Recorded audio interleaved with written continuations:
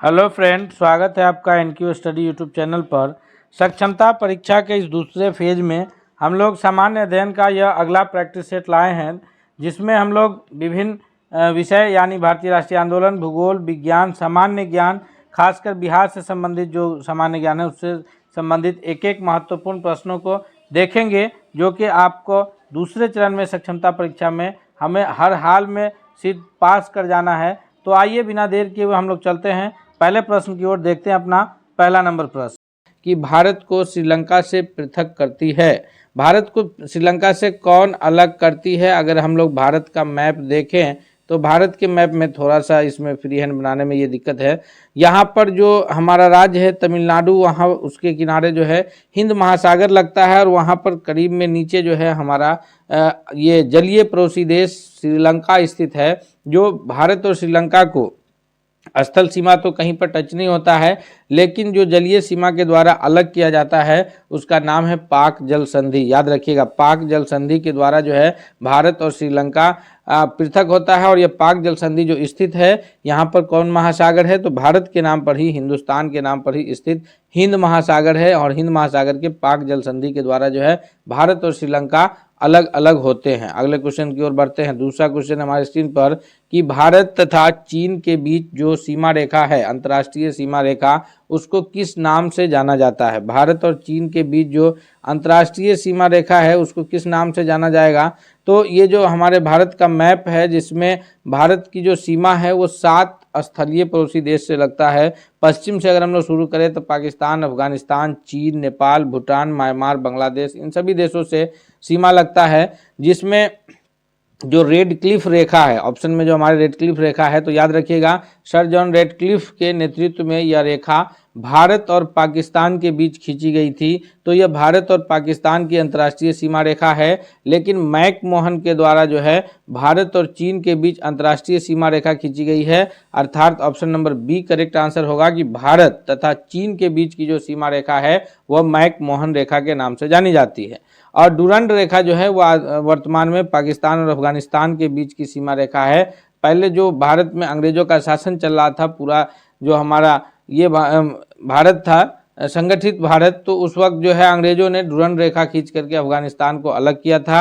अभी जो इस प्रश्न का दूसरा नंबर क्वेश्चन का जो सही उत्तर है कि भारत तथा चीन के बीच की जो अंतर्राष्ट्रीय सीमा रेखा है वो मैकमोहन लाइन के नाम से जानी जाती है। नेक्स्ट क्वेश्चन है, क्वेश्चन नंबर तीसरा है कि निम्नलिखित में से किस देश के साथ भारत की अंतर्राष्ट्रीय सीमा नहीं लगती है? अंतर्राष्ट्रीय सीमा अर्थात अंतर्राष्ट्रीय स्थलीय सीमा नहीं लगती है। तो पाकिस्तान और बांग्लादेश, इनडायरेक्टली यह भारत का ही अंश है, तो इन दोनों के साथ तो भारत का अंतर्राष्ट्रीय स्थल सीमा रेखा लगती है। भूटान के साथ भी लगता है। जो देश के साथ अंतर्राष्ट्रीय स्थलीय सीमा रेखा नहीं लगती है वह देश है श्रीलंका, जो कि भारत को ये पाक जल संधि के द्वारा भारत श्रीलंका अलग होता है, यानी ये हिंद महासागर में स्थित देश Sri Lanka. Option number D correct answer है। नेक्स्ट क्वेश्चन की ओर बढ़ते हैं। क्वेश्चन नंबर चौथा है कि भारत की सबसे लंबी अंतर्राष्ट्रीय सीमा किस देश के साथ लगती है? भारत की जो अंतर्राष्ट्रीय सीमा लगती है वो सबसे लंबा जो है वो किस देश के साथ लगती है? यहाँ पर अगर हम लोग भारत के मैप को ज़रा ध्यान से देखेंगे तो यहाँ गुजरात से शुरू होकर के गुजरात, राजस्थान, इन सारे राज्यों से सीमा लगते हुए पंजाब और जम्मू कश्मीर से पाकिस्तान की सीमा लगती है। फिर इधर बिहार, उत्तराखंड, उत्तर प्रदेश से नेपाल की सीमा लगती है। फिर चीन की सीमा जो है लद्दाख में भी लगती है, पीछे सिक्किम में भी लगती है, अरुणाचल प्रदेश में भी लगती है। और बांग्लादेश जिसकी सीमा जो है ये पश्चिम बंगाल और पूर्ववर्ती राज्यों से लगती है। अर्थात जो है ये ऑप्शन नंबर डी जो है वो करेक्ट आंसर होगा कि बांग्लादेश की सीमा जो है हमारे सबसे लंबी अंतर्राष्ट्रीय सीमा रेखा वाला देश है। यानी जो पश्चिम बंगाल राज्य है, इधर असम राज्य है, इन सारे राज्यों से जो है बांग्लादेश की सीमा लगती है। अगले सवाल की ओर बढ़ते हैं। तो सबसे लंबी जो तटीय सीमा रेखा लगती है, अंतर्राष्ट्रीय सीमा रेखा, वह बांग्लादेश की लगती है, जो कि बंगाल की खाड़ी में स्थित है। बांग्लादेश पहले पूर्वी बंगाल हुआ करता था, बाद में पूर्वी पाकिस्तान बना। लेकिन 1971 में शेख मुजीबुर रहमान वहाँ के एक लीडर हुए और उन्होंने जो है पूर्वी पाकिस्तान से बांग्लादेश पृथक किया था, अलग किया था। अगला सवाल है क्वेश्चन नंबर 5 है कि गारो, खासी और जयंतिया पहाड़िया संरचना एवं उत्पत्ति की दृष्टि से निम्नलिखित में से किसका भाग है। ये जो जयंती है गारो पहाड़ी है, गारो, खासी और जयंतिया के नाम से जो पहाड़ी है यह पूर्वोत्तर हिमालय का पहाड़ी भाग है। अर्थात इसका जो 5वां नंबर प्रश्न है उसका सही उत्तर ऑप्शन नंबर बी के रूप में जाना जाएगा। नेक्स्ट क्वेश्चन है क्वेश्चन नंबर 6 है कि कोंकण तट जो तटीय इलाका है भारत के अन्य राज्यों का, इसमें जो है इधर केरल, कर्नाटक, तमिलनाडु, आंध्र प्रदेश, उड़ीसा, इन सारे गोवा, इन सारे राज्यों से जो है वो भारत के जो सारे राज्य हैं ये तटीय प्रदेश हैं, यानी इसके बाद जो है भारत की स्थिति समुद्र से लगती है। तो कोंकण तट जो नाम है वो कहाँ से कहाँ तक का क्षेत्र है। कोंकण तट जो क्षेत्र है वह है ऑप्शन नंबर सी, यानी गोवा से दमन तक के क्षेत्र को जो है वह कोंकण तट के नाम से जानते हैं। नेक्स्ट क्वेश्चन की ओर चलते हैं। क्वेश्चन नंबर 7 है कि लक्षद्वीप समूह स्थित है। लक्षद्वीप जो है यह भारत के कौन से, भारत 3 ओर से जो है यह घिरती है। भारत की जो स्थिति है वो 3 ओर से तटीय प्रदेश है, यानी 3 ओर से समुद्र से घिरती है। पश्चिम में अरबियन सागर है, यहाँ पर जो है सबसे दक्षिण में हिंद महासागर है और इस इलाके में जो है बे ऑफ बंगाल है, यानी बंगाल की खाड़ी है। तो भारत का जो लक्षद्वीप है या द्वीप समूह जो है यह यहाँ जो अरबियन सागर में यानी अरब सागर में स्थित है। अर्थात 7वां नंबर प्रश्न के लिए जो सबसे सही उत्तर होगा कि लक्षद्वीप जो है वो अरब सागर में स्थित ये द्वीप समूह है। अगला क्वेश्चन है क्वेश्चन नंबर 8 है कि निम्नलिखित में से कौन सी नदी की लंबाई का सबसे अवरोही क्रम है, यानी घटते क्रम में कौन सी नदियों की लंबाई है। भारत में प्रवाहित होने वाली नदियों का हम एक अलग सीरीज बनाए हैं, वो भी हम आप लोगों से शेयर कर देंगे, कमेंट में ही उसका लिंक आपको मिल जाएगा। भारत की कौन सी नदियां कहां से बहती है और वो कहां जाकर के गिरती है, ये सारी जानकारी डिटेल्स में उसमें दिया गया है। तो आप उस वीडियो से भी नदियों के बारे में जो जानकारी है वो प्राप्त कर सकते हैं। क्वेश्चन है 8वां कि भारत की जो नदियां हैं इसका अवरोही क्रम कौन सा है। तो भारत की नदियों का जो सबसे सही अवरोही क्रम होगा कि तो सबसे लंबी नदी ब्रह्मपुत्र, फिर गंगा, फिर गोदावरी, फिर नर्मदा, यानी ऑप्शन नंबर ए जो है वो नदियों के अवरोही क्रम में ए सबसे करेक्ट आंसर होगा। नेक्स्ट क्वेश्चन है क्वेश्चन की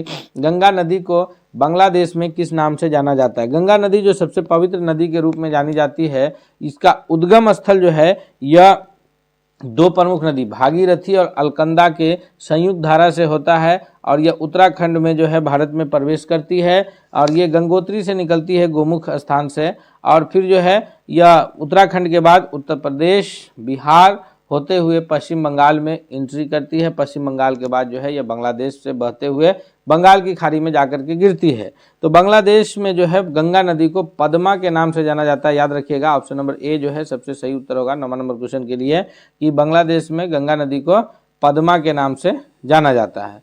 क्वेश्चन नंबर 10 है कि सुंदरवन डेल्टा कौन सी नदी बनाती है। तो सुंदरवन डेल्टा जो है जहाँ पर गंगा और ये ब्रह्मपुत्र की जो संयुक्त धारा है बंगाल की खाड़ी में जब गिरती है उसके मुहाने पर बनता है सुंदरवन डेल्टा और सुंदरी वृक्ष के कारण जो है उसका नाम सुंदरवन डेल्टा पड़ा है, ये भी याद रखिएगा।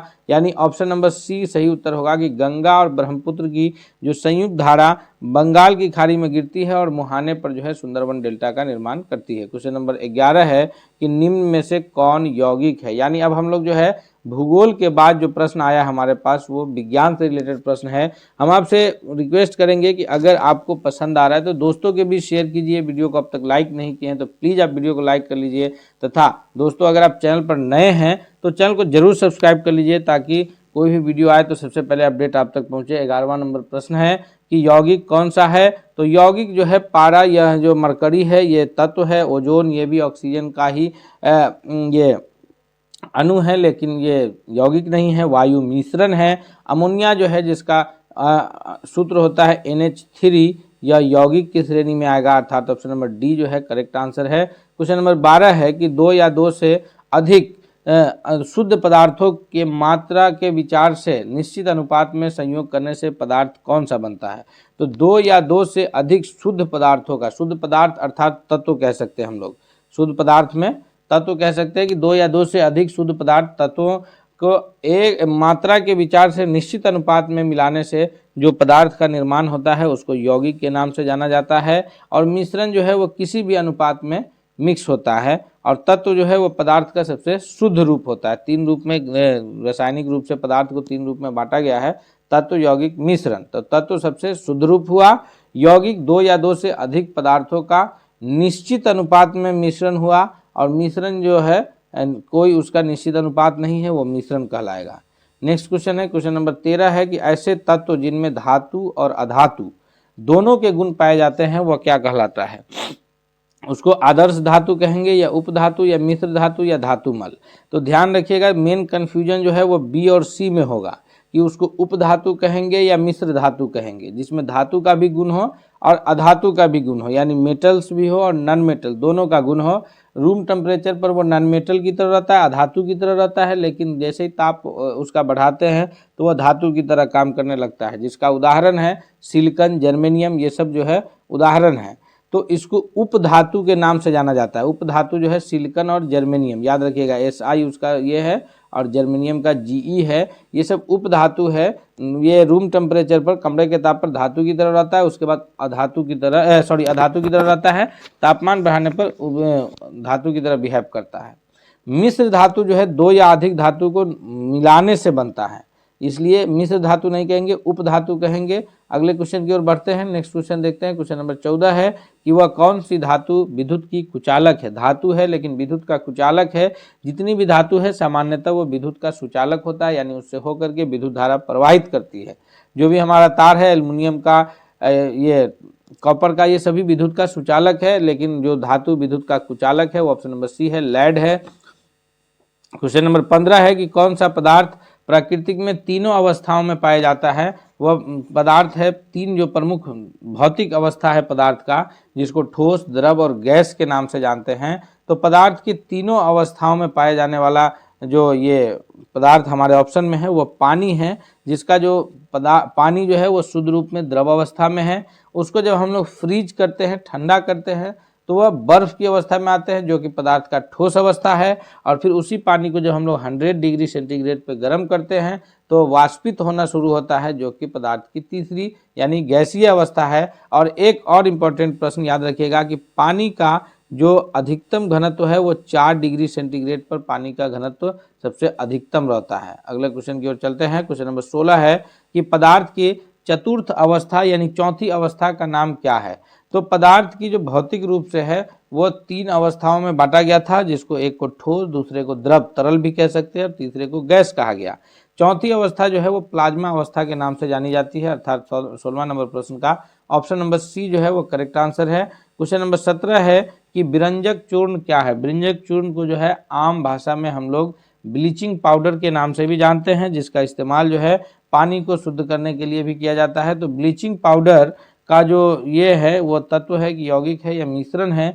तो इसका जो सबसे करेक्ट एग्जाम्पल है वो ऑप्शन नंबर बी है कि विरंजक पाउडर जो है वो ये ब्लीचिंग पाउडर, विरंजक चूर्ण, यह जो है यौगिक है। नेक्स्ट क्वेश्चन नंबर 18 है कि परमाणु के नाभिक में कौन कौन से कण पाए जाते हैं? परमाणु जो भी होता है, परमाणु के नाभिक में, नाभिक यानी न्यूक्लियस जो बीच में होता है, इसमें प्रोटॉन प्लस न्यूट्रॉन पाए जाते हैं, और इसकी कक्षा में जो है इलेक्ट्रॉन चक्कर काटता रहता है। अर्थात नाभिक के कण पूछ रहे हैं। परमाणु में 3 कण होते हैं, ई से इलेक्ट्रॉन, पी से प्रोटॉन और एन से न्यूट्रॉन। इलेक्ट्रॉन, प्रोटॉन और न्यूट्रॉन, ये प्रोटॉन और न्यूट्रॉन जो है ये नाभिक में होता है, अर्थात 18 का ऑप्शन नंबर ए जो है वो सबसे करेक्ट आंसर होगा। नेक्स्ट क्वेश्चन की ओर चलते हैं। क्वेश्चन नंबर 19 है। 19वां नंबर प्रश्न क्या कह रहा है कि निम्नलिखित में से कौन सा आवेश रहित कण है?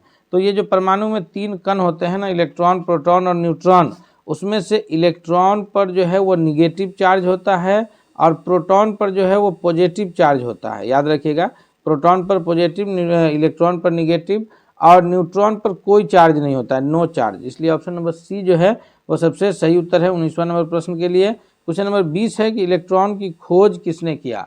तो ये जो 3 कण हैं परमाणु के, इसमें 3 कण का याद रखिए। इलेक्ट्रॉन की खोज करने वाले हैं जे थॉमसन हैं, प्रोटॉन की खोज करने वाले गोल्डस्टीन है, याद रखिएगा, और न्यूट्रॉन की खोज करने वाले जो हैं वह ये जेम्स चैडविक हैं, याद रखिएगा तीनों कण। तो ऑप्शन नंबर ए जो है वो करेक्ट आंसर है कि इलेक्ट्रॉन की खोज पूछा जा रहा है थॉमसन, प्रोटॉन की पूछेगा तो गोल्डस्टीन, न्यूट्रॉन की पूछेगा तो जेम्स चैडविक। अगले क्वेश्चन की ओर बढ़ते हैं। नेक्स्ट क्वेश्चन जो है, अब हमारा जो प्रश्न है वो इतिहास से रिलेटेड प्रश्न है। हम आपसे फिर एक बार रिक्वेस्ट करते हैं कि अगर आप अब तक इस वीडियो को लाइक नहीं किए हैं तो प्लीज़ आप लाइक करके दोस्तों के बीच इस वीडियो को शेयर कीजिए ताकि सभी लोग इसकी बेहतर तैयारी कर सके। और अगर आप चैनल पर नए हैं तो प्लीज़ चैनल को जरूर सब्सक्राइब कर लीजिए। कह रहा है कि सिंधु घाटी सभ्यता कहाँ तक विस्तृत थी। सिंधु घाटी सभ्यता का जो विस्तार है वह पंजाब, राजस्थान, गुजरात, उत्तर प्रदेश, हरियाणा, सिंध और बलूचिस्तान, इन सभी जगहों पर इसका जो है विस्तार रहा है।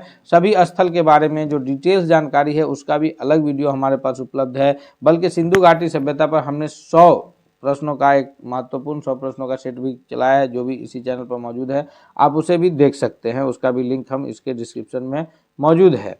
क्वेश्चन नंबर 21 है, वह है ऑप्शन नंबर डी हो जाएगा, यानी कि पंजाब, राजस्थान, गुजरात, उत्तर प्रदेश, हरियाणा, सिंध और बलूचिस्तान, इन सभी जगहों पर सिंधु घाटी सभ्यता विस्तृत रही है। अगला है क्वेश्चन नंबर 22 है कि सिंधु घाटी स्थल कालीबंगन किस प्रदेश में है। कालीबंगन जो है जिसका अर्थ होता है काले रंग की चूड़ियाँ, यह जो स्थल मौजूद है 22वां नंबर प्रश्न का जो सबसे करेक्ट आंसर है वह कौन है, तो इसका जो सबसे सही उत्तर है वह है ऑप्शन नंबर ए। यह भारत के राजस्थान राज्य में स्थित है। सिंधु घाटी स्थल कालीबंगन जो है वह राजस्थान राज्य में स्थित है। क्वेश्चन नंबर 23 है कि हड़प्पा सभ्यता किस युग की सभ्यता थी, यानी हड़प्पा सभ्यता में वो नवपाषाण युग है, यानी लोग उस वक्त पत्थर के निर्मित वस्तुओं का इस्तेमाल करते थे, या लौह युग है, लोहा का इस्तेमाल करते थे, या कांस्य युगीन सभ्यता है। तो हड़प्पा सभ्यता जो है वो कांस्य युगीन सभ्यता है, अर्थात ऑप्शन नंबर ए जो है इसका सबसे सही उत्तर है। क्वेश्चन नंबर 24 है कि सिंधु घाटी सभ्यता के लोगों का मुख्य व्यवसाय क्या था। मुख्य व्यवसाय जो है उस वक्त व्यापार करना था, या पशुपालन था, या शिकार, या कृषि। तो अगर इस पर ध्यान दीजिएगा तो सिंधु घाटी सभ्यता के लोगों का जो ये है वह व्यापार करना उस वक्त का मुख्य व्यवसाय। सिंधु सभ्यता का पत्तन नगर यानी बंदरगाह नगर कौन सा था। तो सिंधु घाटी सभ्यता के प्रमुख नगरों पर जब हम लोग डिटेल्स में पढ़ते हैं तो पता ये चलता है कि सिंधु घाटी सभ्यता का जो प्रमुख बंदरगाह नगर है वह लोथल है, जो कि स्थित कहाँ है, तो यह भारत के गुजरात राज्य में स्थित है, जो भोगवा नदी के किनारे स्थित है। कहाँ स्थित है, तो गुजरात राज्य में भोगवा नदी के किनारे, अर्थात 25वां नंबर प्रश्न का जो सबसे सही उत्तर है वो ऑप्शन नंबर बी है कि लोथल जो है वो सिंधु घाटी सभ्यता का प्रमुख बंदरगाह नगर है। क्वेश्चन नंबर 26 है कि जैन परंपरा के अनुसार जैन धर्म में कुल कितने तीर्थकार हुए हैं। तो जैन परंपरा के अनुसार जो है जैन धर्म में जितने तीर्थकार हुए हैं उनकी संख्या जो है वह 24 है। तीर्थकारों की संख्या कितनी है, 24 है। प्रथम तीर्थकार जो है वो ऋषभ देव के नाम से जाने जाते हैं, और 23वें तीर्थकार जो है वो पाशुरनाथ है, और 24 एवं अंतिम तीर्थकार जो हुए हैं वह महावीर हुए हैं। स्वामी महावीर जो है वो 24 और अंतिम तीर्थकार के रूप में जाने जाते हैं। क्वेश्चन नंबर 27 है कि किस शासक ने बौद्ध के लिए विख्यात विक्रमशिला विश्वविद्यालय की स्थापना की थी। विक्रमशिला विश्वविद्यालय जो है वह आधुनिक भारत के ये अपने बिहार के ये आधुनिक बिहार के जो है विक्रमशिला विश्वविद्यालय भागलपुर जिले में स्थित था, और इसकी जो स्थापना है वह धर्मपाल के द्वारा किया गया था, अर्थात ऑप्शन नंबर डी याद रखिएगा। दो प्रश्न इससे बन सकते हैं कि विक्रमशिला विश्वविद्यालय वर्तमान में वह कौन सा जिला इससे संबंधित है, तो वह जो है ये भागलपुर जिला संबंधित है। और भागलपुर का एक और इतिहास है कि भागलपुर जो है वो रेशम के उत्पादन के लिए प्रमुख रूप से भी जाना जाता है। नेक्स्ट क्वेश्चन है क्वेश्चन नंबर 28 है कि किसके द्वारा तृतीय बौद्ध संगीति को संरक्षण प्रदान किया गया था। 4 प्रमुख बौद्ध संगीतियाँ हुआ है, याद रखिएगा 4 बौद्ध संगीति हुआ है। पहला हुआ था राजगीर में, दूसरा हुआ था वीसे वैशाली में, तीसरा हुआ था पटना में, और चौथा हुआ था कुंडलवन कश्मीर में।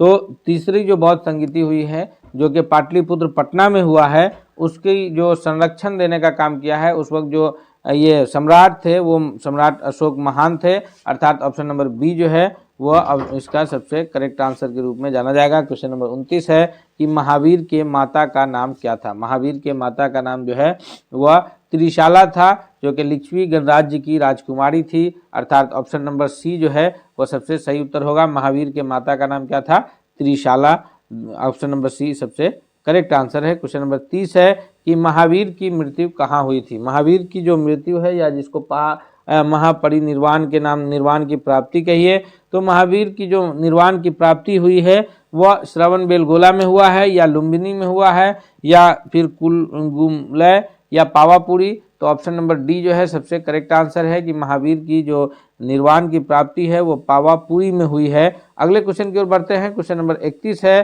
कि भारतीय राष्ट्रीय कांग्रेस की सबसे पहली महिला अध्यक्ष कौन थी। भारतीय राष्ट्रीय कांग्रेस की जो पहली महिला अध्यक्ष के रूप में जाना जाता है नाम, वह एनी बेसेंट का जाना जाता है। थोड़ा सा भारतीय राष्ट्रीय कांग्रेस का भी इतिहास याद रखिए कि 1885 ईस्वी में इसकी स्थापना हुई थी। WC बनर्जी यानी व्योमेश चंद्र बनर्जी जो है इसके प्रथम अध्यक्ष थे।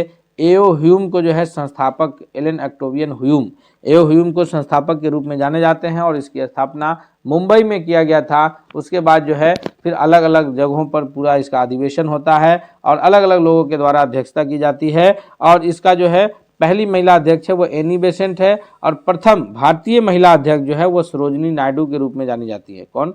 प्रथम भारतीय महिला अध्यक्ष सरोजिनी नायडू और प्रथम महिला अध्यक्ष एनी बेसेंट है। क्वेश्चन नंबर 32 है कि वर्ष 1905 में बंगाल विभाजन के समय वायसराय कौन थे। तो वर्ष 1905 में जब बंगाल को विभाजित किया गया पूर्वी बंगाल और पश्चिमी बंगाल के रूप में, पूर्वी और पश्चिमी बंगाल, पश्चिम बंगाल आज भी हमारा पश्चिम बंगाल के रूप में उपस्थित है। उस वक्त पश्चिम बंगाल का ही हिस्सा हुआ करता था बिहार, झारखंड और उड़ीसा, ये सारे राज्य जो है पश्चिम बंगाल के हिस्सा हुआ करता था। और पूर्वी बंगाल में जो है बांग्लादेश, जो आधुनिक बांग्लादेश है और असम है, ये क्षेत्र पूर्वी बंगाल के अंतर्गत आते थे। इसका जो है बेसिकली इसको जो है वो धार्मिक आधार पर बांटा गया था, लेकिन प्रशासन की दिक्कत को का नाम देकर के इन्होंने बांटा था।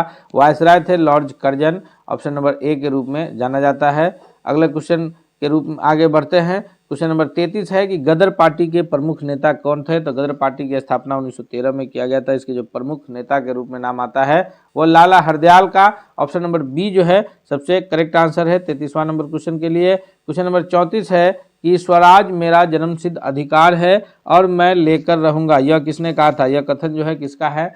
स्वराज मेरा जन्मसिद्ध अधिकार है और यह मैं इसे लेकर के रहूंगा, यह जो कथन है यह बाल गंगाधर तिलक का कथन है, अर्थात ऑप्शन नंबर डी जो है इस प्रश्न के लिए सबसे करेक्ट आंसर के रूप में जाना जाएगा कि बाल गंगाधर तिलक का यह मार्ले मिंटो रिफॉर्म्स जो है यह किस वर्ष प्रस्तुत किया गया था। तो मार्ले मिंटो रिफॉर्म्स जो है यह 1909 ईस्वी में प्रस्तुत किया गया था। यानी 35वां नंबर प्रश्न के लिए सबसे सही उत्तर कौन है? तो ऑप्शन नंबर ए है। क्वेश्चन नंबर 36 है कि भारतीय परिषद अधिनियम, इसको जो है मार्ले मिंटो रिफॉर्म्स को भारतीय परिषद अधिनियम के नाम से भी जाना जाता है। तो इसका जो सर्वग्राह्य नाम क्या है? तो इसका नाम है मार्ले मिंटो सुधार, ऑप्शन नंबर सी जो है 36वां नंबर प्रश्न के लिए सबसे करेक्ट आंसर है। एक ही प्रश्न को कैसे जो है आपसे घुमा करके कंफ्यूज किया जा सकता है, इसको भी ध्यान रखिएगा। अगले क्वेश्चन की ओर बढ़ते हैं। क्वेश्चन नंबर 37 है कि भारत में गर्म दलीय आंदोलन का पिता किसे कहा जाता है। भारत में जब हम लोग आगे जो सीरीज करेंगे उसमें देखेंगे कि जो गर्म दलीय आंदोलन हुआ है, उस गर्म दलीय आंदोलन जो है कांग्रेस दो गुट में बट गई। 1907 में सूरत अधिवेशन में जो है कांग्रेस दो गुट में बढ़ जाती है, एक नरम दल अलग हो जाता है और एक गर्म दल अलग हो जाता है। तो ये जो लोग हैं मोतीलाल नेहरू, गोपाल कृष्ण गोखले, सरदार वल्लभ भाई पटेल, ये सभी नरम दलीय कांग्रेस के सदस्य के रूप में जाने जाएंगे। लेकिन जो गर्म दलीय कांग्रेस के गर्म दलीय आंदोलन के जो पिता कहलाएंगे वो बाल गंगाधर तिलक का नाम आएगा। Option number D correct answer है। क्वेश्चन नंबर 38 है कि भारत में मुस्लिम लीग की स्थापना कब हुई थी। तो मुस्लिम लीग की स्थापना जो है यह बंगाल विभाजन के अगले वर्ष यानी 1905 के बाद 1906 में हुआ है और यह भी दिसंबर 1906 में हुआ है। यह कहाँ हुआ था? तो अभी जो वर्तमान बांग्लादेश की राजधानी ढाका है, वहाँ जो है ढाका में मुस्लिम लीग की स्थापना हुई थी। कांग्रेस की स्थापना 1885 मुंबई में और मुस्लिम लीग की स्थापना 1906 में ढाका में हुई थी। अगला क्वेश्चन है क्वेश्चन नंबर 39 कि 1916 में मद्रास में जो होम रूल मूवमेंट के प्रवर्तक कौन थे।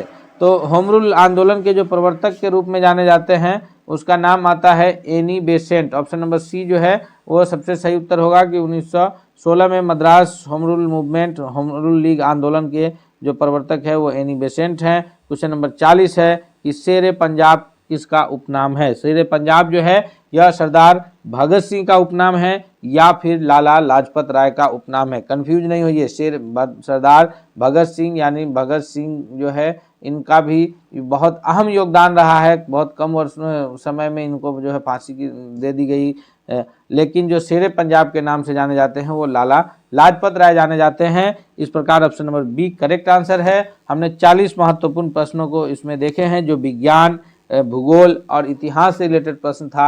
हम इस सभी प्रश्नों को एक एक करके डिस्क्रिप्शन के साथ देखेंगे ताकि आने वाले परीक्षा में हमसे कोई गड़बड़ी नहीं हो। हम आपसे चलते चलते ये रिक्वेस्ट करते हैं कि आप प्लीज़ एक बार चैनल को सब्सक्राइब कर लीजिए अगर अब तक चैनल को सब्सक्राइब नहीं किए हैं तो। और अगर यह वीडियो आपको पसंद आया है तो दोस्तों के बीच भी शेयर कीजिए। मिलते हैं अगले सेट के साथ, तब तक के लिए धन्यवाद।